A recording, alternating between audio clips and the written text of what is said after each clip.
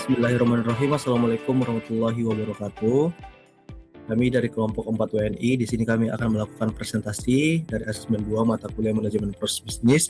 Ini sebagai lanjutan dari asesmen 1, di mana kita akan menganalisis arsitektur sistem akademik kampus pada Universitas Ari Ginanjar. Namun sebelum itu, perkenalkan rekan dari kelompok kami. Saya sendiri Agus Saputra Hamzah dengan NIM 2310 120018 dan rekan saya Muhammad Abian Alwafi Effendi dengan NIM 23101 224 dan rekan saya Muhammad Zikri Khairipo dengan NIM 2310 120025 dan saya Muhammad Rizky Syaban Lahai dengan NIM 2310 120026. Oke, baik, langsung saja kita masuk di bagian studi kasusnya. Nah, ini adalah overview studi kasus. Untuk bagian definisinya adalah sistem akademik UAG atau SIAKAD, di mana dirancang sebagai tulang punggung dari aktivitas dari universitas itu sendiri, mulai dari tahap perencanaan studinya, kemudian sampai di tahap kelulusannya. Adapun tantangan utama yang dihadapi yaitu adalah bagaimana mengelola volume data yang besar dari banyaknya mahasiswa, sembari juga memastikan aturan bisnisnya seperti prasyarat mata kuliah dan juga kapasitas kelas terjaga secara akurat. Nah, analisis ini bertujuan untuk mendokumentasikan dan juga mengevaluasi efektivitas alur tersebut agar dapat meminimalisir kendala operasional seperti keterlambatan dan juga input nilai atau jadwal bentrok. Nah, pada asesmen presentasi kali ini kita akan bagi dua, yaitu ada di bagian kualitatif dan bagian kuantitatif. Kita masuk di bagian kualitatif, next. Nah, ini adalah kualitatifnya. Oke, untuk yang pertama adalah di bagian value added analysisnya, untuk mengelompokkan aktivitas dalam sistem akademik berdasarkan nilai yang diberikan kepada pengguna, yaitu mahasiswa. Nah, kategori pertama itu adalah value added atau VA, yaitu aktivitas yang memberikan manfaat langsung seperti pengisian KRS, kemudian melihat jadwal mata kuliah dan juga akses nilai dari mahasiswa itu sendiri. Kemudian kategori kedua ini adalah business value added atau BVA, di mana untuk BVA ini yaitu aktivitas pendukung yang tidak dirasakan oleh langsung mahasiswa, tetapi tetap penting agar sistem dapat berjalan dengan baik. Kemudian yang terakhir adalah non value added atau NVA, yaitu aktivitas yang tidak memberikan nilai tambah dan justru menimbulkan inefisiensi seperti itu. Next. Oke, kita masuk untuk di bagian lebih lanjutnya di value added atau VA-nya, di mana dalam analisis proses bisnis sistem akademik ini kita berfokus pada value added atau VA-nya, yaitu aktivitas yang memberikan nilai tambah secara langsung. Untuk aktivitas utamanya itu sendiri pada VA ini adalah pengisian KRS, kemudian pelaksanaan perkuliahan, kemudian penilaian dan pengolahan nilai sampai di publikasi hasil akademik atau nilai, dan juga sampai di tahap nanti akhir di kelulusan menjelang yudisium seperti itu. Oke, next, selanjutnya akan dilanjutkan oleh rekan saya. Baik, selanjutnya ada namanya itu business value added atau BVA. Aktivitas ini yang tidak memberikan manfaat langsung kepada mahasiswa, tapi tetap diperlukan untuk mendukung jalannya sistem akademik agar berjalan sesuai dengan aturan, prosedur, dan juga kontrol yang telah ditetapkan. Contohnya itu adalah beberapa aktivitas pendukung sistem. Misalnya, yang pertama itu ada validasi KRS oleh sistem dan dosen. Kemudian ada pengelolaan jadwal kuliah oleh BAA.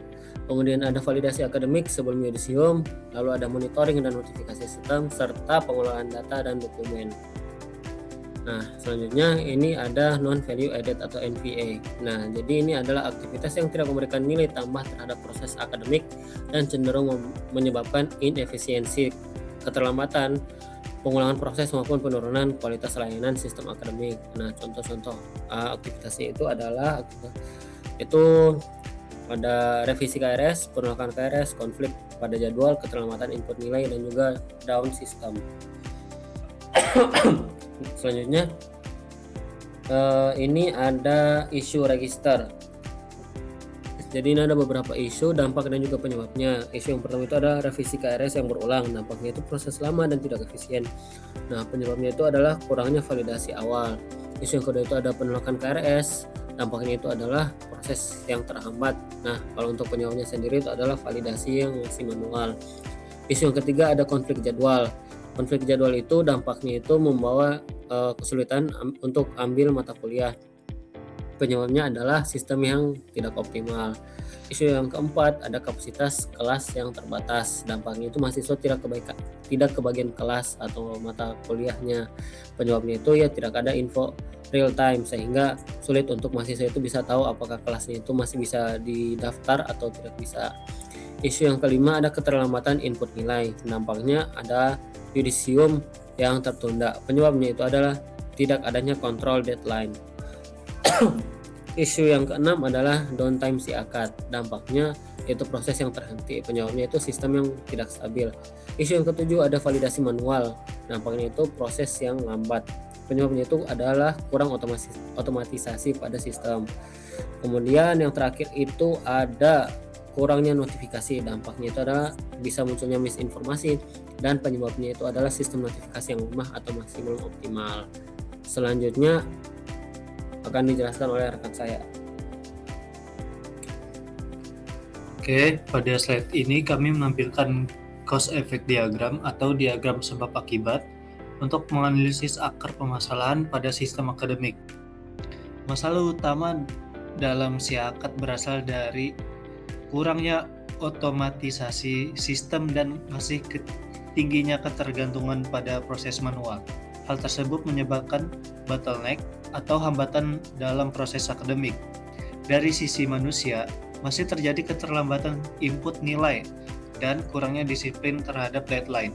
Dari sisi metode atau metode, proses validasi masih dilakukan manual sehingga memperlambat alur kerja. Dari sisi informasi, sistem belum menyediakan informasi real time seperti kuota kelas dan notifikasi otomatis. Sedangkan dari sisi teknologi, sistem siakat masih mengalami downtime dan performa yang belum stabil. Akibat dari seluruh faktor tersebut adalah keterlambatan proses akademik seperti pengisian KRS, validasi, hingga yudisium mahasiswa. Selanjutnya. Nah, pada slide ini kami menggunakan picture untuk menentukan prioritas pengembangan sistem akademik berdasarkan tingkat dampak dan kemudahan implementasinya.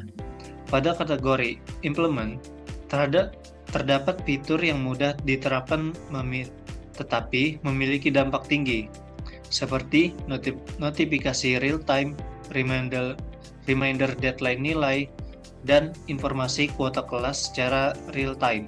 Fitur-fitur ini menjadi prioritas utama karena dapat langsung meningkatkan efisien dalam layanan akademik. Pada kategori challenge, terdapat pengembangan yang berdampak besar namun lebih kompleks, seperti sistem rekomendasi KRS otomatis, validasi otomatis, dan penjadwalan otomatis. Implementasi fitur ini membutuhkan pengembangan teknologi yang lebih lanjut. Kemudian, pada kategori possible, terdapat ide yang cukup baik tetapi dampaknya belum terlalu besar sehingga dapat dipertimbangkan untuk pengembangan jangka panjang.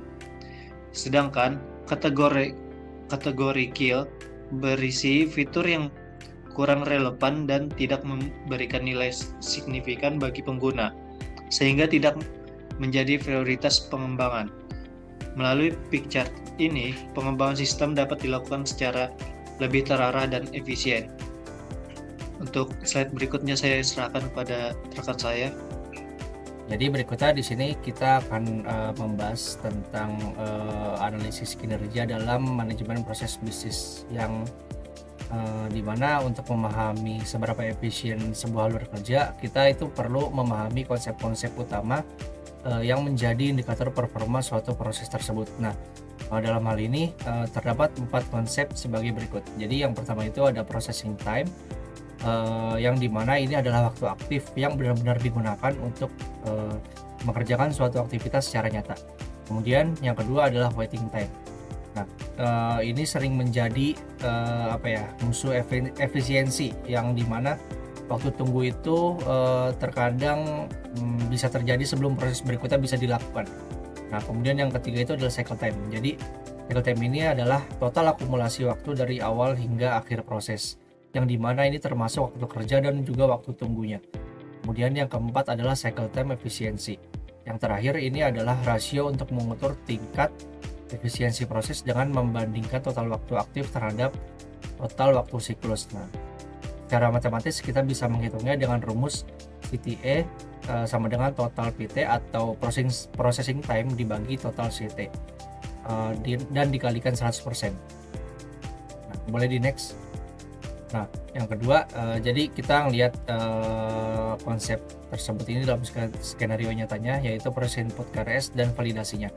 Nah, berdasarkan analisis tabelnya, terdapat perbedaan signifikan antara waktu kerja dan juga waktu tunggu, yang dimana untuk di login dan input KRS itu membutuhkan waktu 15 menit tanpa hambatan. Kemudian untuk dicek prasyaratnya itu proses sistem hanya 1 menit, tapi ada waktu tunggunya itu 2 menit. Kemudian di proses persetujuan dosen, di sini bisa dilihat mulai terjadi hambatan yang dimana dosen ini cuma butuh waktu 5 menit untuk menyetujui, namun mahasiswa harus menunggu bisa 300 menit atau 5 jam. Kemudian yang terakhir ini adalah validasi akhir BH. Nah, ini adalah titik tunggu terlama yang dimana meskipun pengerjaannya hanya 10 menit, waktu tunggunya itu bisa mencapai 1440 menit atau 1 hari. Nah, dari data tersebut kita mendapatkan total perhitungan yang dimana diketahui processing time-nya itu totalnya itu 31 menit dan kemudian total cycle time-nya itu 1773 menit. Dan jika kita masukkan ke dalam rumus yang tadi, hasilnya adalah 1,75%. Nah, hasil 1,75% ini menunjukkan bahwa proses tersebut itu sangat tidak efisien karena hal ini disebabkan oleh proses birokrasi di BAA yang menjadi titik tunggu paling panjang. Dengan memahami angka-angka ini, kita bisa mengidentifikasi di mana perbaikan yang harus dilakukan untuk meningkatkan efisiensi proses bisnisnya. Sekian, saya kembalikan ke rekan saya. Oke, baik, terima kasih. Itu tadi presentasi dari kami terkait analisis dari sistem akademik kampus Universitas Ari Ginanjar, diharapkan dapat membantu meningkatkan efektivitas dan juga efisiensi pada sistem akademiknya. Sekian presentasi dari kelompok kami, dari kelompok 4 WNI. Terima kasih atas perhatiannya. Wassalamualaikum warahmatullahi wabarakatuh.